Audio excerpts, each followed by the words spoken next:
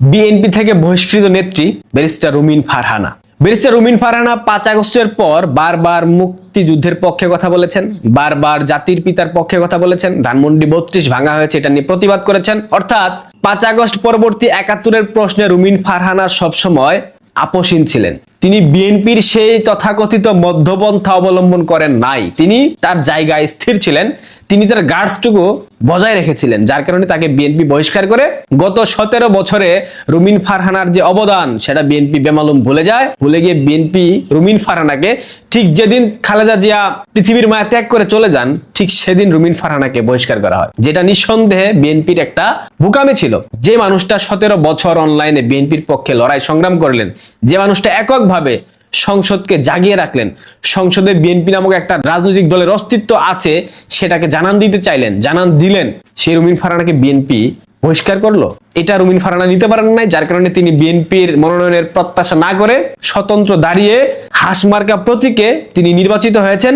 নির্বাচিত হবার আগে থেকে বিএনপি রুমিন ফারহানার সাথে কথা বলার চেষ্টা করেছে, তাকে মন্ত্রী সেধেছিল, কিন্তু রুমিন ফারহানা ব্যক্তিত্ব সম্পন্ন মানুষ, তিনি তাতে সায় দেননি। জুতো মেরে গরুদান ব্যাপারটা তো আপনারা বুঝেন। বহিষ্কার করে আবার পরবর্তীতে মন্ত্রী সবাই ঠাঁই দেওয়া, টেকনোক্র্যাট মন্ত্রী, এটা রুমিন ফারহানা চান নাই। তিনি গণমানুষের নেতা হতে চেয়েছেন, তিনি ব্রাহ্মণবাড়িয়ার সাধারণ খেটে খাওয়া মেহনতি মানুষের নেতা হতে চেয়েছেন, তিনি হয়েছেন। ব্রাহ্মণবাড়িয়ার সরাইল আশুগঞ্জের মানুষ রুমিন ফারহানাকে ভোট দিয়েছে, তিনি জয়যুক্ত হয়েছেন, তিনি সংসদে যাবেন, তিনি শপথ নিয়েছেন। গতকাল আন্তর্জাতিক মাতৃভাষা দিবসকে কেন্দ্র করে ব্রাহ্মণবাড়িয়ার সরাইলের কেন্দ্রীয় শহীদ মিনারে রুমিন ফারহানা শহীদদের বেদিতে শ্রদ্ধা জানাতে গিয়েছিলেন। রুমিন ফারহানার আরো একটা পরিচয় আছে, আপনারা জানেন, যে ভাষার জন্য, যে বাংলা ভাষার জন্য আমাদের পূর্বপুরুষরা সংগ্রাম করেছে, আমাদের ভাষা সৈনিকরা রক্ত দিয়েছে, রুমিন ফারহানা সেই ভাষা সৈনিকদের একজনের কন্যা। অলি আহাদ, চেনেন তাকে? অলি আহাদের কন্যা ব্যারিস্টার রুমিন ফারহানা। যেখানে রাজাকারের বাচ্চারা শহীদের বেদিতে গিয়ে শ্রদ্ধা নিবেদন করে দাঁত কেলিয়ে হাসে, সেখানে ভাষা সৈনিকের কন্যা ব্যারিস্টার রুমিন ফারহানা শহীদ মিনারের প্রাঙ্গণে গিয়ে শ্রদ্ধা দিতে পারে না। বিএনপির নেতাকর্মীরা তাকে অশালীনভাবে আক্রমণ করে, অশ্লীল ভাষায় গালি দেয়, অশ্লীল ভাষায় স্লোগান দেয়।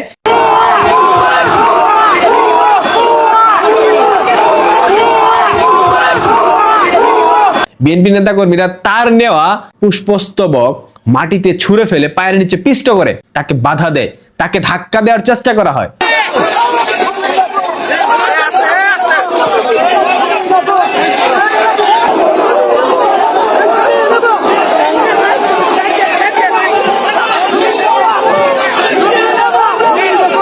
আপনারা নিশ্চয়ই ফুটেজে দেখতে পাচ্ছেন তাকে কিভাবে বাধা দেওয়া হয়েছে। পরবর্তীতে রুমিন ফারহানা একটা সাক্ষাৎকার দিয়েছেন। আমি যখন ফুল দিতে গেলাম 12টা 1 মিনিটে ফুল দেওয়ার কথা, ওয়ারেন্ট অফ প্রেসিডেন্ট অনুযায়ী আমি সবচেয়ে আগে ফুল দেব নির্বাচিত সংসদ সদস্য হিসেবে। কিন্তু আনফরচুনেটলি দেখা গেল বিএনপির কিছু লোক তারা সেখানে রীতিমতো হামলা চালায়, আমার নেতাকর্মীদের উপরে হামলা চালায়, আমাকে এক পাশে মানে ধাক্কা দিয়ে ফেলে দেওয়ার মতন অবস্থা তৈরি হয়। আমি এটুকুই বলবো যে দীর্ঘ 17 বছর পর বিএনপি রাষ্ট্র পরিচালনার দায়িত্বে এসছে। বিএনপি যদি তার নেতাকর্মীদেরকে লোকাল লেভেলে কন্ট্রোল না করে এখনই, এর পরিণতি ভয়াবহ রকম হবে। বিএনপির প্রতি তিনি খুব প্রকাশ করেননি, তিনি জাস্ট বলেছেন যে বিএনপি যদি এগুলা নিয়ন্ত্রণ করতে না পারে, অর্থাৎ তৃণমূলকে বিএনপি যদি নিয়ন্ত্রণ করতে না পারে, সেক্ষেত্রে বিএনপির ভবিষ্যৎ খুব একটা ভালো হবে না। এই কথাটাই আমি আপনাদেরকে গত কয়েকদিন পূর্বে বলেছি। বিএনপি সর্বোচ্চ 6 মাস রাষ্ট্র ঠিকঠাক মতো পরিচালনা করতে পারবে, এরপর বিএনপির সবকিছু ভেঙে পড়বে। কারণ বিএনপি একটা আপাদমস্তক চাঁদাবাজদের সংগঠন। এই সংগঠনের তৃণমূলে যারা আছে, এদের না আছে শিক্ষা, না আছে মানবিকতা, না আছে কোনো কিছু। এরা সবসময় নিজেদের পকেটে টাকা ঢোকানোর জন্য যা যা করা প্রয়োজন সবকিছু করবে, তারপরেও তাদের টাকা পয়সা লাগবেই, এবং তারা সেটাই করছে। ব্যারিস্টার রুমিন ফারহানা, আপনার উদ্দেশ্যে 2টা কথা বলতে চাই। আপনি সভ্য মানুষ, আপনার একটা ব্যক্তিত্ব আছে। বিএনপির মতো রাজনৈতিক সংগঠনে পুনরায় ঢুকে নিজের ব্যক্তিত্বটাকে নষ্ট করেন না। আপনি একা একটা বট গাছ, প্রয়োজনে মুক্তিযুদ্ধের পক্ষে আর একটা দল গঠন করেন, কিন্তু বিএনপির মতো মধ্যপন্থা, অর্ধেক রাজাকার অর্ধেক মুক্তিযোদ্ধা দাবি করা দলে প্রবেশ করে পুনরায় নিজের ব্যক্তিত্বটাকে নষ্ট করবেন না। আপনি ভোটে নির্বাচিত হয়েছেন, মাথায় রাখবেন আপনাকে বাংলাদেশ আওয়ামী লীগের ভোটাররা ভোট দিয়েছে, এটা আপনি স্বয়ং নিজেও জানেন। সুতরাং এই ভোটারগুলাকে বঞ্চিত করে আপনি বিএনপির মতো দলে যোগদান করে পুনরায় নিজের রেপুটেশনটা নষ্ট করেন না। আর যেখান থেকে আপনাকে ছুঁড়ে ফেলা হয়েছে সেখানে আপনি ঢুকবেন, সেখান থেকে যে আপনাকে আবারও ছুঁড়ে ফেলবে না তার কোনো নিশ্চয়তা নাই। আপনি স্বাধীনতার পক্ষের মানুষ, মুক্তিযুদ্ধের পক্ষের মানুষ, আপনি ভাষা সৈনিকের কন্যা, আপনি সেই দায়টুকু সেই সম্মানটুকু অক্ষুণ্ণ রেখে যেমন আছেন তেমন থাকেন, আপনার কোনো দল প্রয়োজন নেই।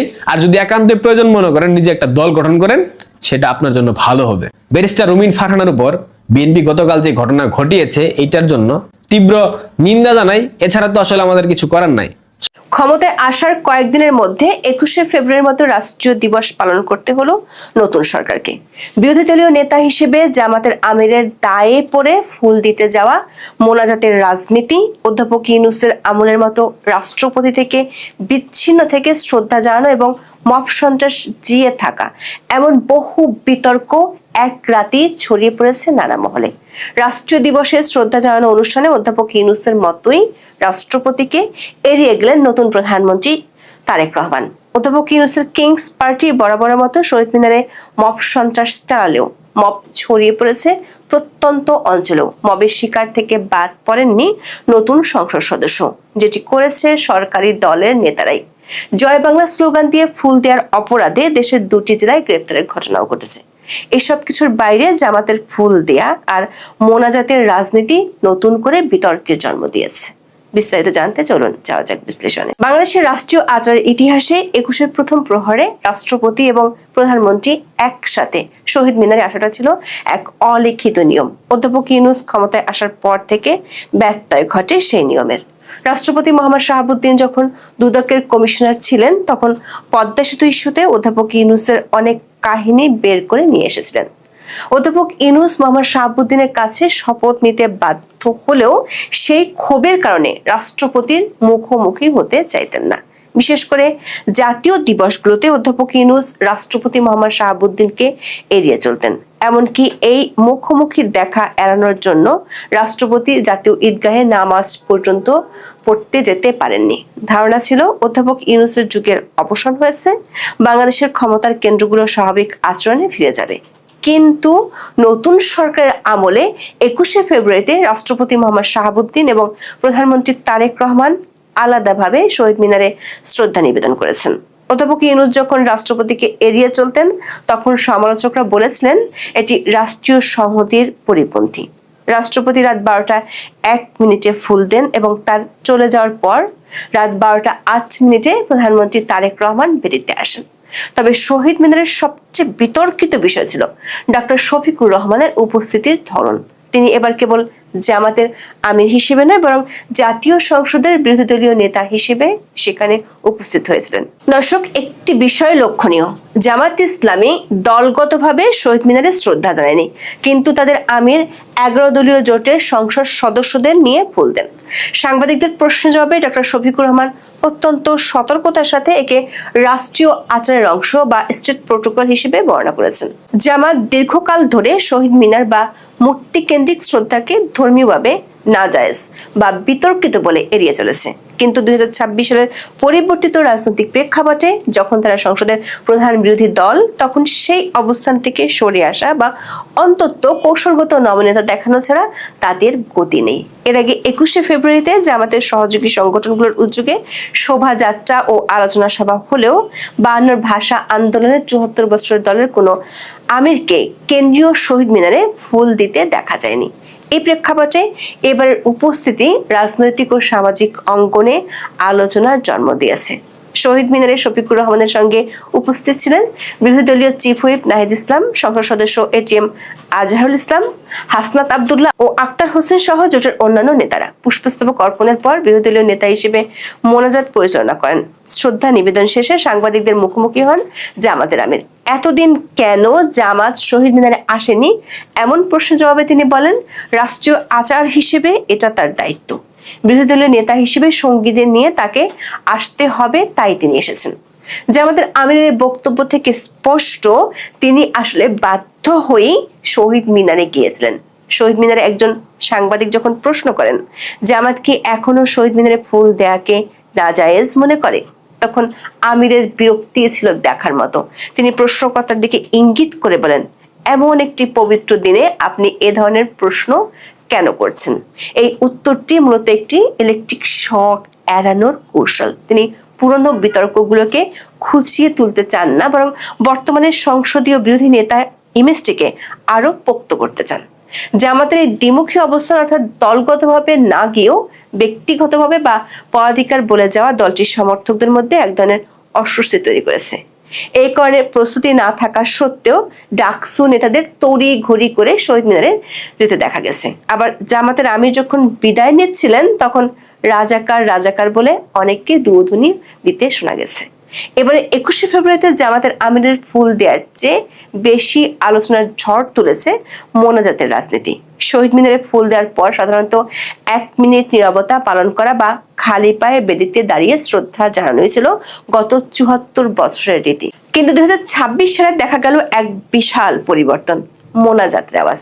প্রধানমন্ত্রী তারেক রহমান এবং বিরোধী দলীয় নেতা ডক্টর শফিকুর রহমান উভয়ই ফুল দেওয়ার পর মোনাজাত করেছেন। প্রধানমন্ত্রী তারেক রহমান ইতিহাসে প্রথমবারের মতো 21-এর প্রথম প্রহরে কেন্দ্রীয় শহীদ মিনারে পুষ্পস্তবক অর্পণের পর সেখানে দাঁড়িয়ে বিশেষ দোয়া ও মোনাজাতে অংশ নেন। ঢাকা বিশ্ববিদ্যালয়ের কেন্দ্রীয় মসজিদের খতিব হাফেজ মাওলানা নাজির মাহমুদ এই মোনাজাত পরিচালনা করেন। মোনাজাতে ভাষা শহীদদের পাশাপাশি শহীদ রাষ্ট্রপতি জিয়াউর রহমান এবং বেগম খালেদা জিয়ার কল্যাণ কামনায় দোয়া করা হয়। এই মোনাজাত নিয়ে শুরু হয়েছে নতুন করে বিতর্ক। সাংস্কৃতিক ব্যক্তিত্বদের মতে শহীদ মিনার একটি সেকুলার বা অসাম্প্রদায়িক প্রতীক, যেখানে সকল ধর্মের মানুষের সমান প্রবেশাধিকার আছে। সেখানে কেবল ইসলামী পদ্ধতিতে মোনাজাত করাটা এক সার্বজনীন চরিত্রকে ক্ষুণ্ণ করতে পারে।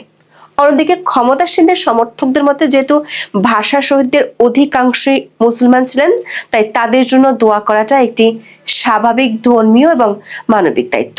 মজার ব্যাপার হলো জামাতের আমির এবং তার সঙ্গীরাও একইভাবে মোনাজাত করেছেন। সমালোচকরা প্রশ্ন তুলেছেন, শহীদ মিনার এখন আর কেবল আমার ভাইয়ের রক্তে রাঙানো গানের সুরে সীমাবদ্ধ নেই, বরং এটি একটি রাজনৈতিক উপাসনালয়ে পরিণত হয়েছে কিনা।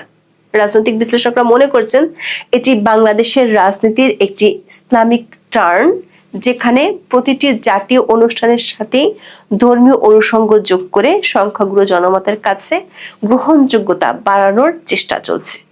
ভাষা কেন্দ্রিক যে জাতীয়তাবাদ একসময় ধর্মীয় পরিচয়ের ঊর্ধ্বে ছিল, তা এখন ধর্মীয় পরিচয়ের সাথে সন্ধি করতে বাধ্য হচ্ছে। দর্শক, মোনাজাতের রাজনীতি নতুন সংযোজন হলেও নতুন সরকার আমলে পুরনো সেই মব সন্ত্রাস কিন্তু রয়ে গেছে। অধ্যাপক ইউনূসের আমলে রাষ্ট্রপতির বিরুদ্ধে শহীদ মিনারে মব হয়েছিল। ইউনূসের পালিত পুত্ররা তখন 2025 সালে স্লোগান তুলেছিল, গো ব্যাক চুপ্পু। রাষ্ট্রপতির বিরুদ্ধে এবার তেমন কোনো মব বাহিনী না থাকলেও মব সন্ত্রাসীদের কাছ থেকে রেহাই পায়নি জাতীয় পার্টি, আওয়ামী লীগ, এমনকি সদ্য বিজয়ী সংসদ সদস্য রুমিন ফারহানাও। ব্রাহ্মণবাড়িয়ার 2 আসনের সংসদ সদস্য ব্যারিস্টার রুমিন ফারহানার উপর শহীদ মিনারে হামলার ঘটনাটি ছিল রাজনৈতিক পরিহাসের এক চূড়ান্ত পর্যায়ে। শ্রদ্ধা জানাতে রাত 11:15টার দিকে ব্রাহ্মণবাড়িয়ার সরাইল উপজেলার কেন্দ্রীয় শহীদ মিনারে পৌঁছান ব্যারিস্টার রুমিন ফারহানা। এ সময় পুষ্পস্তবক নিয়ে শহীদ বেদিতে সামনে দাঁড়িয়েছিলেন এমপি রুমিন ফারহানা ও তার কর্মী সমর্থকেরা। দৈনিক সমকালের খবরে বলা হয়েছে, এ সময় সরাইল উপজেলা বিএনপির সাবেক সাধারণ সম্পাদক আনোয়ার হোসেন মাস্টারের নেতৃত্বে বিএনপির নেতা কর্মীরা এসে রুমিন ফারহানাকে উদ্দেশ্য করে ভুয়া ভুয়া স্লোগান দিতে থাকলে পরিস্থিতি উত্তপ্ত হয়ে ওঠে। এ নিয়ে দুপক্ষের মধ্যে তুমুল উত্তেজনা বিরাজ করে। রুমিন ফারহানার আনা পুষ্পস্তবকটি ছিঁড়ে ফেলে প্রতিপক্ষের কর্মীরা। পরে পুলিশি হস্তক্ষেপে পরিস্থিতি নিয়ন্ত্রণে আসলেও ফুল দিতে না পেরে কর্মী সমর্থকদের পাহারায় ব্যারিস্টার রুমিন ফারহানা শহীদ মিনার ত্যাগ করেন।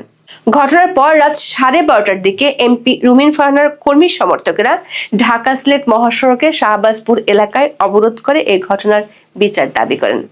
দর্শক, রুমিন ফারহানা কেবল একজন রাজনীতিবিদ নন, তিনি প্রখ্যাত ভাষা সৈনিক অলি আহাদের কন্যা। অলি আহাদ ছিলেন সেই ব্যক্তি যিনি 1952 সালের 20 ফেব্রুয়ারি রাতে 144 ধারা ভাঙার পক্ষে 4 জন ভোটদাতার একজন। এমন এক বীরের কন্যা যখন শহীদ মিনারে তার পিতার আন্দোলনের স্মৃতিতে শ্রদ্ধা জানাতে যান, তখন তাকে সরকারি দলের নেতাকর্মীদের হাতে লাঞ্ছিত হতে হয়। হামলার পর রুমিন ফারহানার সমর্থকেরা সংবাদ সম্মেলন করে এই ঘটনাকে অশনি সংকেত হিসেবে অভিহিত করেছেন। তিনি বলেছেন, যারা দলের পদ ব্যবহার করে এমন হিংস্রতা করে তাদের বিষয়ে দলের উচ্চ পর্যায় থেকে ব্যবস্থা নেওয়া উচিত, না হলে দলের যেমন ক্ষতি হবে, সরকারের ভাবমূর্তিও ক্ষুণ্ণ হবে। দেশের অনেক জায়গায় কার্যক্রম নিষিদ্ধ থাকা আওয়ামী লীগ নেতাকর্মীরা শহীদ মিনারে ফুল দিয়ে শ্রদ্ধা জানিয়েছেন। এদের বেশিরভাগই গভীর রাতে শ্রদ্ধা জানিয়েছেন। এর মধ্যে নোয়াখালীতে 6 জন ও গাইবান্ধায় 2 জনকে আটকের খবর পাওয়া গেছে। গ্রেপ্তারকৃতদের বিরুদ্ধে অভিযোগ হলো তারা জয় বাংলা স্লোগান দিচ্ছিল। প্রশ্ন হলো, অধ্যাপক ইউনূসের ডেভিল হান্ট এখনো বলবৎ আছে নতুন সরকার আমলে, যেখানে শহীদ মিনারে ফুল দেওয়া এখন একটি আইনি অপরাধ হিসেবে গণ্য হচ্ছে। ঢাকায় শহীদ মিনারে আওয়ামী লীগ নো এন্ট্রি লেখা ব্যানার টাঙিয়েছিল কিংস পার্টির সদস্যরা। সাধারণ মানুষ সেই ব্যানার ছিঁড়ে ফেলে। দর্শক, অধ্যাপক ইউনূসের এই কিংস পার্টি শহীদ মিনারের মব সন্ত্রাস চালিয়েছে জাতীয় পার্টির উপরে। এটি যেন অধ্যাপক ইউনূসের আমলের সেই ধারাবাহিকতারই প্রতিফলন, যেখানে জাতীয় পার্টিকে রাজনৈতিক কর্মকাণ্ড পালন করতে কার্যত নিষিদ্ধ রাখা হয়েছিল। বিডি নিউজ 24 এর খবরে বলা হয়েছে, ঘটনার প্রত্যক্ষদর্শী সাংবাদিকরা জানান, রাত 2টার দিকে এনসিপির মহানগর ইউনিটের পেছন পেছন ব্যানার ও ফুলের তোড়া হাতে শহীদ মিনারে ঢুকছিলেন জাতীয় পার্টির কয়েকজন নেতাকর্মী। সেখানে জাতীয় পার্টির কেন্দ্রীয় কোনো মুখ চেনা নেতাকে দেখা যায়নি। এনসিপির দলটি পুষ্পস্তবক অর্পণের পর জাতীয় পার্টির ব্যানার দেখে ভুয়া ভুয়া স্লোগান শুরু করে। এক পর্যায়ে তারা জাতীয় পার্টির ব্যানার ও ফুলের তোড়া কেড়ে নেয়। পরে জাতীয় পার্টির নেতাকর্মীরা শহীদ মিনারের শ্রদ্ধা না জানিয়ে এলাকা ছাড়েন। দর্শক, শহীদ মিনারের মতো একটি পবিত্র জায়গায় ভুয়া ভুয়া স্লোগান দেয়া এবং একটি রাজনৈতিক দলের ব্যানার ছিঁড়ে ফেলা ইঙ্গিত দেয় যে বাংলাদেশের রাজনীতি থেকে অধ্যাপক ইউনূস বিদায় নিলেও তার রেখে যাওয়া মব কালচার প্রাতিষ্ঠানিক রূপ পেয়েছে। শহীদ মিনারের ভাব গাম্ভীর্য কি রাজনৈতিক দলাদলি আর মব সন্ত্রাসের কারণে ক্ষুণ্ণ হয়নি? ভাষা আন্দোলনে যারা সকল মত ও পথের ঐক্যের ডাক দিয়েছিলেন, আজ সেই ভাষার মাসে রাজনৈতিক ভিন্ন মতকে পিটিয়ে বা হ্যারাসমেন্টের মাধ্যমে স্তব্ধ করার চেষ্টা চলছে। অধ্যাপক ইউনূস যেটি প্রতিষ্ঠা করেছিলেন তারেক রহমানের আমলের শুরুতে সেটি দেখা গেল আরো একবার। প্রশ্ন হলো, নতুন স্বরাষ্ট্রমন্ত্রী সালাউদ্দিন আহমেদ যে বলেছেন মব সন্ত্রাস আর চলবে না, সে ঘোষণা আসলে বাস্তবায়িত হবে কবে?